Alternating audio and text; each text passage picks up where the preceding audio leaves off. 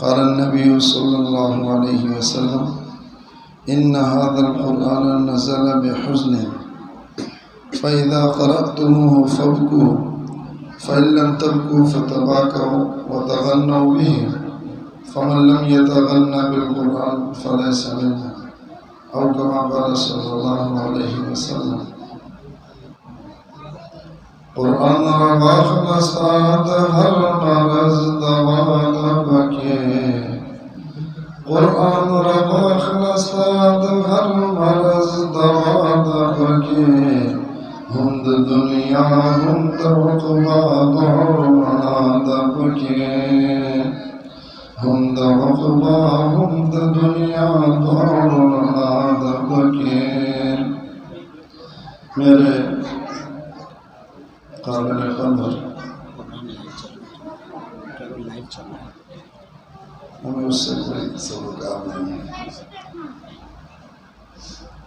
میرے قابل احترام میرے استاد محترم مفتی صادق صاحب، ان کے سامنے کوئی لب کشائی کرنا بے ادبی میں نہ آ جائے، لیکن حکم کے تعمیل کے لیے چند باتیں عرض کر کے پھر حضرت چاہے دعا فرمائیں چاہے بیان فرمائیں. اور یہ بھی آپ حضرات کو پتہ ہے کہ لمبی چوڑی تقریروں کو پروگرامات کو حضرت کیونکہ پسند نہیں فرماتے، اس لیے خیر الکلام ما قل و جل آقا نامدار صلی اللہ علیہ وسلم کا ارشاد گرامی ہے. بہترین بات وہ ہے کہ جو مختصر ہو اور پوری بات سمجھ میں آ جائے، قلیل ہو کم ہو، لیکن یہ ہے کہ وہ دلالت کرے، پوری بات سمجھ میں آ جائے.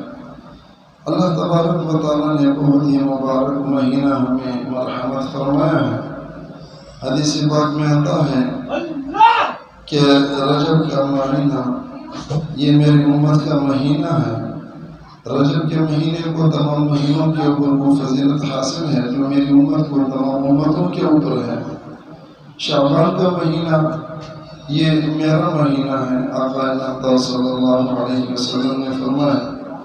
اور شعبان کے مہینے کو تمام مہینوں کے اوپر وہی فضیلت حاصل ہے جو نبی محترم صلی اللہ علیہ وسلم کو تمام انبیاء کے اوپر فضیلت حاصل ہے.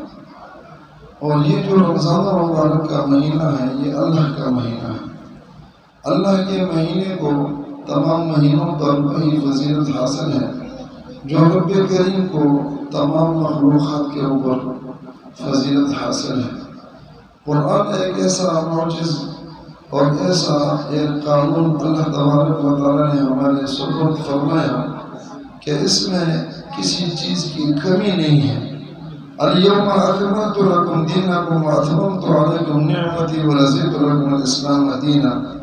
بالکل مکمل ہے، کامل ہے، اکمل ہے، ہر طریقے سے ہر پہلو زندگی کے جو بھی شعبے ہیں وہ تمام دین حقہ کے اندر قرآن مجید کے اندر اللہ تبارک و تعالیٰ نے بیان فرمائے. آقا نامدار صلی اللہ علیہ وسلم نے اس کی تشریح فرمائی. اور قرآن جیسے اللہ تبارک و تعالیٰ کی کتاب ہے ایسے ہی اللہ کا کلام بھی ہے. باقی جو کتابیں ہیں وہ اللہ تبارک و تعالیٰ نے اس کا تکلم نہیں فرمایا. قرآن مجید کا اللہ تبارک و تعالیٰ نے تکلم بھی فرمایا. اس قرآن کو جو آگے رکھتے ہیں، اس قرآن کو جو فوقیت دیتے ہیں، اللہ تبارک و تعالیٰ ان کو بلند مرتبہ عطا فرما دیتے ہیں. اور جو قرآن کو پس خوش ڈالتے ہیں وہ اس کے احکامات کو نظر انداز کرتے ہیں تو اللہ تبارک و تعالیٰ اس کو ذلیل و خوار کر دیتے ہیں. ان اللہ تعالیٰ یرفع بہذا الکتاب اقواما ویضع به آخرین. اس قرآن کی وجہ سے بہت سارے قوموں کو اللہ تبارک و تعالیٰ نے بڑے ہی اونچے مقامات درجے عطا فرمائے اور بہت سارے لوگوں کو اللہ تبارک و تعالیٰ نے ذلیل و خوار کر دیا ہے. یضل به کثیرا ویہدی به کثیرا. بہت سارے لوگ اس سے سیدھی راہ پاتے ہیں اللہ تک پہنچنے کا، رسول اللہ صلی اللہ علیہ وسلم کے سنتوں تک پہنچنے کا، جنت تک پہنچنے کا راستہ ان کو مل جاتا ہے جو قرآن کو اپنے سینے سے لگاتا ہے. اور جو اس قرآن کو الیاذ باللہ ہلکا پھلکا یا قرآن والوں کو ہلکا پھلکا سمجھتے ہیں تو وہ خود ذلیل اور خوار ہو جاتے ہیں. وہ دنیا کے اندر بھی ذلیل اور خوار ہیں، آخرت کے اندر بھی وہ ذلیل اور خوار ہیں. قرآن کی حفاظت کا اللہ تبارک و تعالیٰ نے خود ذمہ لیا ہے. اِنَّا نَحْنُ نَزَّلْنَا الذِّكْرَ وَإِنَّا لَهُ لَحَافِظُونَ. اس قرآن کو ہم نے نازل کیا ہے اور اس کی حفاظت بھی ہم ہی کرتے ہیں. باقی جو تورات، زبور، انجیل وغیرہ کتابیں تھیں وہ امت اور قوم کے سپرد کی گئی اور ان کو کہا گیا کہ ان کی جو ہے حفاظت کر لو. اب چھوٹے سا بچہ ہوتا ہے پورے محفل کے اندر، لیکن یہ ہے کہ اگر قرآن کے ایک زبر زیر کے اندر کوئی اونچ نیچ ہو جائے فوراً وہ ادھر سے فتح دیتا ہے، وہ ادھر سے متنبہ کرتا ہے اس کو اپنے طرف اور قرآن کی طرف متوجہ کرتا ہے کہ ایسا نہ کرو، یہاں یہ لفظ ایسا ہے. اور اتنا معجز کتاب ہے کہ ایک حرف کے اوپر دسنے کے اللہ تبارک و تعالیٰ عطا فرما دیتے ہیں. اور پھر یہ ہے کہ حضرت علی رضی اللہ تعالیٰ عنہ کے فرمان کے مطابق اگر قرآن نماز کے اندر پڑھ لیا جائے تو ایک حرف کے اوپر وہ 100 نیکیاں ہیں. تو یہ قرآن مجید اللہ تبارک و تعالیٰ نے فکر مند کرنے کے لیے، اللہ تبارک و تعالیٰ نے غمگین کرنے کے لیے نازل فرمایا ہے کہ اس کے اندر جو احکامات ہیں آیا اس کے اوپر ہم نے عمل کیا ہے یا نہیں کیا. ان هذا القرآن نزل بحسن، کہ اس کو جو فکر مند کرنے کے لیے اللہ تبارک و تعالیٰ نے پیدا نازل فرمایا اور بھیجا ہے کہ اس کے اندر والدین کے حقوق ہے، اس کے اندر اساتذہ کے حقوق ہے، اس کے اندر چھوٹوں کے، بڑوں کے، عزیز و اقارب کے، رشتہ دار کے، اور اسی طرح اللہ تبارک و تعالیٰ کی وحدانیت اس کے اندر کامل طریقے سے ہے. وَاعْبُدُوا اللَّهَ وَلَا تُشْرِكُوا بِهِ شَيْئًا وَبِالْوَالِدَيْنِ إِحْسَانًا وَبِذِي الْقُرْبَى وَالْيَتَامَى وَالْمَسَاكِينِ وَابْنِ السَّبِيلِ وَالْجَارِ ذِي الْقُرْبَى وَالْجَارِ الْجُنُبِ وَالصَّاحِبِ بِالْجَنبِ وَابْنِ السَّبِيلِ وَمَا مَلَكَتْ أَيْمَانُكُمْ. غلاموں کے پاس سیٹ پر بیٹھنے والوں کے حقوق بھی اللہ تبارک و تعالیٰ نے اور اس کے اندر بیان فرمائے ہیں. تو یہ غمگین کرنے کے لیے کہ آیا اس کے اوپر ہمارا عمل ہے یا نہیں.